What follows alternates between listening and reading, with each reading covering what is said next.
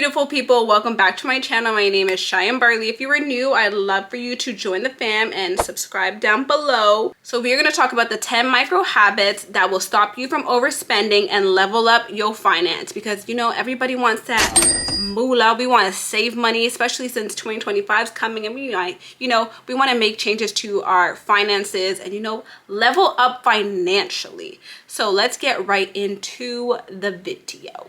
Step number 1 is to make a shopping list and stick to it, girl. Stick to the shopping list. I know it's super hard. You're going into the store, you don't have a list, you have a list in your head, and then you end up, you only went in there for like, what? Some Kleenex, and then your whole cart's full, and then you spend like $400, and you're like, what the hell? Like, I just came in here for some freaking Kleenex. So if you create a shopping list and stick to it, I feel like it would help so much with adding extra items to your cart that you do not need. It just kind of helps you stay on track and go in there with a plan and go in there, check, I need some bananas, check, I need some deodorant, check. So you know what you're in there for, and you don't steer away by adding unnecessary items to your basket. So let me share like a quick story. So I basically was a queen of impulse buy. Like, I would just go into the store and I'd be like, oh, I see this, oh, I see that, oh, I want this, oh, I want that. And it's like, girl, you don't need any of that. So I've just stuck to a list. I write down everything that I need, and then I have a plan and I execute that plan, and I make sure I don't veer away from the plan. So habit number 2 is a 48-hour rule for non-essential purchases. So you're probably like, Cheyenne, like, what the hell is the 48-hour rule? Don't worry, I'll let you in on the secret. So the 48-hour rule, basically this is a game changer. Game changer. So if you were like me, you probably bought something on the whim of things because, I'm impulsive sometimes and I can't control myself. And so the 48-hour rule basically helps you. So basically, say you see something that's like a big purchase, like a purse or a new iPhone or a expensive piece of jewelry. Basically, you would go in there, you would look at it, get an idea of the item, and then you would wait 48 hours. And if 48 hours you still feel compelled to buy the item, or you still feel like the item is worth the purchase, then you go for it. And then this 48 hours can basically allow you enough time to see, like I said, if you really want the item or if it's just something that you were like, it was just like kind of an impulse purchase. So you basically could get a clear mind and a clear head on your purchase, and you could kind of determine, like, is this something that I really need and want, or is this something that, like, I just want it because I just want it, or I just want it because it went viral, or I just want it because everybody has it. If you incorporate the 48-hour rule into your spending, that could help you and stop you from making purchases that you may later on regret, or purchases that you may not need, or purchases that you may not use later down in the road because you made such an impulse buy. So incorporate that 48-hour rule on non-essential purchases and see where that gets you. See if that kind of helps you with your impulse buying. Number 3 is unsubscribe from retail emails. The retail emails will be the death of me. They send you, oh, we have 40% off, 75% off, we have this, and then like it gets you in the trap because you're like looking at these emails, you're like, 40% off, 75% off, and then you're like, oh my god, like, let me go check out, it's a sale. Who doesn't freaking love a sale? Me, I personally love a sale.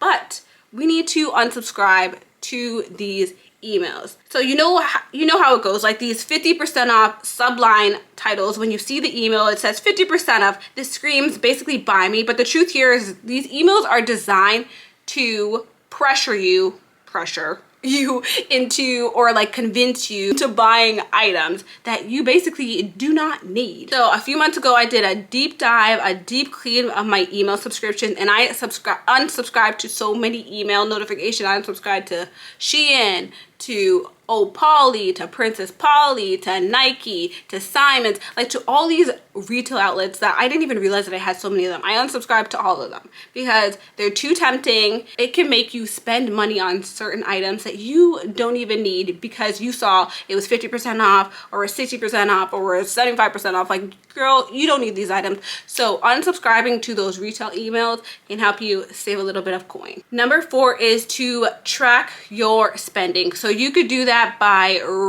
sometimes they have Excel sheets where you could put in your spending, or even on like, so my banking, we actually have an app that will track your spending, so it can tell you if your spending is above normal or it's below normal or it's regular. And then it also breaks it down into categories, so it tells you how much you spend on shopping, how much you spend on food, how much you spend on entertainment, and then it also breaks down your spending into needs and wants. So, which is really cool. I don't know if all banks do that, but I feel like you should look into your bank to see if they offer an app like that could track your spending, or there must be other different apps that track your spending, or you could do it manually by writing it down, everything that you spend in an Excel sheet or on a paper or somewhere where you could track it. So basically it's like a good way to visually see like your money and see where it's going, because you know, when you're spending, you don't really keep track of like what you're spending. You just be spending, but you don't realize how much you spend. So if you're starting to write it down, you're starting to actually really like physically see like, oh my god, I spent like $1,000 this month, or 1 month I spent $1,000, but this month I spent $900. Like, you know what I mean? You get to like visually see it, and it's kind of like a wake-up call, especially when you're seeing like, oh my god, I'm really spending a lot of money on this. Or it could also help you with budgeting. Like you could see, like, say I'm spending a lot of money on clothing, then you could say next month, you know what, I'm only going to allocate this much money on clothing because I'm spending too much money on it. So it's really good to like visually see like what you are spending. Next is to use cash. I started doing this. I was a debit card girl. I was a credit card girl. I never carried cash, but carrying cash, I feel like it's so helpful with saving money, because you actually physically, again, see that money going. Like, you see, I put $20 to this, I put $30 to this, I put $50 to this, and you physically like see that money dwindling down, and it kind of helps you, you know, save some money, because you're like, ooh, like, do I really need this purchase? Do I really want to get this? Because the money is dwindling, and you want to save as much money as possible. When you're using your debit card, you don't really see it coming out of your account. So it's kind of like out of mind, out of sight. Wait, out of sight, out of mind? Is that the right saying? You know, you don't really see the money going. So it's kind of like you don't really realize how much money you're actually spending when you use a debit card or when you use your credit card. The next step is to evaluate the cost per use. So basically, say you were looking at buying a t-shirt and it cost $25. Realistically, you need to look at how many times are you going to wear this t-shirt. You're going to wear it a bunch of times, or this going to be a one-time wear type of t-shirt. And basically, is the cost worth the one-time wear, or is the cost worth the 5 wears, 10 wears, 20 wears? So basically, you're just evaluating the cost per use. So basically, this would be beneficial, especially when you're buying something that's more expensive. So for example, it could be shoes. Like, how often, like, say you want to buy heels, like, how often are you realistically gonna wear these heels? Are you just gonna wear it once? Is it really worth the $300 if you're just gonna wear it once? You know what I mean? So kind of like evaluate the cost and see, is this really worth it in the long run? Am I really gonna get my money's worth out of it? Or is it gonna be like, you know, I wear it once and like, that's it. And this basically comes in handy, especially when it comes to trendy pieces. It's just, you need to really evaluate if the said trendy piece is really worth the money, because, you know, trends come and freaking go.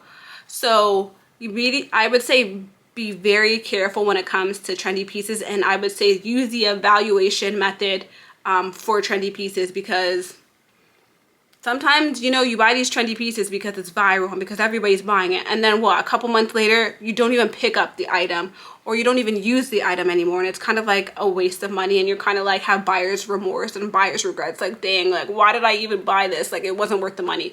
We always have like that item in our household or in our closet that we're like, damn, like, why did I really buy this? Like, was it really worth the money? So incorporating that habit will help you, again, save some coins. The next habit is to set clear goals, clear financial goals, if I'm being exact. So one of the best ways to curb spending is by setting clear financial goals, whether it's to save money for a vacation, a new gadget, or just to build your emergency fund. Having a goal in mind makes it easier to say no to things that are impulse buys. So basically you need to figure out what your financial goal is. Is it, say, I want to plan a trip next year for my birthday, or I want to buy a Chanel purse, or I want to buy some Uggs, or I want to buy a new iPhone. You need to set what your goals are, what your financial goals are. So for example, I'm saving for a trip for my birthday. So whenever I like make, purchases, I keep that trip in mind. I'm like, ooh, like, do I really want to purchase this, or do I want to put that money towards my trip fund? So it's kind of like you need to really like evaluate and see what your financial goals are. And I feel like if you have a financial goal, it helps you with your financial spending, because it's kind of like you have a goal in the back of your head. So when you're spending things, you kind of really evaluate and see, like, do I really need this, or can I put that money towards something else? So basically making sure that you set some financial goals, or it could be like save $10,000, save $5,000, buy this, buy that, but making sure you have some sort of financial goal. I feel like it will help you keep yourself accountable and help you basically keep track of your finances and make better buying decisions. Next one is to avoid shopping when you are emotional. We all been there, retail therapy. Everybody loves a little retail therapy. Everybody loves a little shopping sesh when you're sad, or when like you're happy, or when you're mad. But shopping when emotional leads to regrettable purchases. So instead of hitting the stores when you're feeling down, try finding a healthier way to cope, like going for a walk, calling a friend, or diving in a good book. So for example, when I used to have a rough day, I'd be like, oh my God, like, let me go shopping. Shopping just makes me happy. I feel like shopping makes a lot of people happy, which can be a little dangerous. We need to find other things that can make us happy besides, shopping. It's not horrible to shop every time you're happy, but making that a habit and making that like a routine is not very good financially, and just not very good in the long run. And you kind of become like codependent. Like the only thing that makes you happy is what? Shopping, and then later on you regret your purchases. So just try not to shop when you are emotional, and doing other things to help you. Next is to review your subscriptions. I know we are all guilty of having multiple subscriptions. There's Netflix, there's Hulu, there's Peacock, there's, what else is there? Disney Plus. Like there's so many different subscriptions nowadays. It's just like ridiculous. And then you sign up for this one, and you sign up for this one, and you sign up for this one, and then you don't even like use them. Like I had so many subscriptions, and I really had to evaluate like which ones do I actually use. I feel like I'm just keeping the subscription like just in case, or because it has like one movie that I like, or one show that I like it's really not worth it. So I basically went through all my subscriptions and evaluated, like, do I really use Netflix? Do I really go on Disney Plus? Do I really use Hulu? Do I really like go on Peacock? So basically I cut down my subscriptions in half. So now I only have Netflix, I have Amazon Prime, and I have, I just have two. So I have Netflix and Amazon Prime. I got rid of all the other subscriptions because they're just not worth it in the end. I never watch anything on it. They don't have anything good. It's just, I got rid of them, and I've saved so much money monthly by getting rid of subscriptions that just don't serve me anymore. So I would highly recommend going through your subscriptions and seeing which ones you actually need and which ones you don't. And another thing is, sometimes you sign up for these free trials and then you forget about them, and then you don't even realize that you're paying for these subscriptions monthly after month after month after month. So I would highly suggest going through your banking statements, seeing what you were subscribed to, and seeing if you really need those subscriptions. And if you don't, I would highly recommend canceling them, getting rid of them, because you really don't need them. And you could save so much money, like I said, monthly, if you just get rid of these unnecessary subscriptions that you do not need and that are not serving you any purpose. The next habit that I have is to plan your big purchases. If you know you want something expensive, start saving little by little instead of buying it on credit or dipping into your savings impulsively. This way you can buy it guilt-free and it won't blow your budget. For example, I've been eyeing a new laptop, but instead of splurging at once, I've been setting aside a little bit of money each month. Obviously, yes, it does take longer, but when you finally get it, you just feel so accomplished and you just feel so great about yourself. So, you know if you want to make a big purchase, setting aside money each week or every month or every 2 weeks that you could put towards this big purchase, instead of using your credit card or spending not within your means, and like, you know what I mean, or spending, like using your credit card or dipping into your savings to purchase an item that basically you cannot afford realistically. And also, people have always also told me or taught me that if you can't purchase a big item twice, then you can't afford it. If you need to set money aside each time in order to pay for the item, do that. Like, you don't need to rush it. You could take your time, you know what I mean, and purchase it when you have the funds or the means to purchase it. So there you have it. Those are the 10 micro habits that you need to incorporate to save some coins, save your money, and be more financially responsible. Because we want to level up our finances around here. We want to get that money going. We want our money rolling. We want to be financially free one day.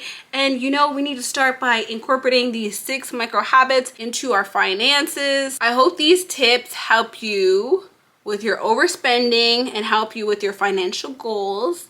And if you guys like this video, don't forget to give it a thumbs up, comment down below, and I will see you guys in my next video. And also, if you guys have any video suggestions, please leave them down below. I would love to film a video that you have recommended, and for sure I'll give you a little shout out on the video recommendation. But I hope you guys have an amazing day, evening, night, afternoon, morning, whenever you watch this video, and I will see you guys next week.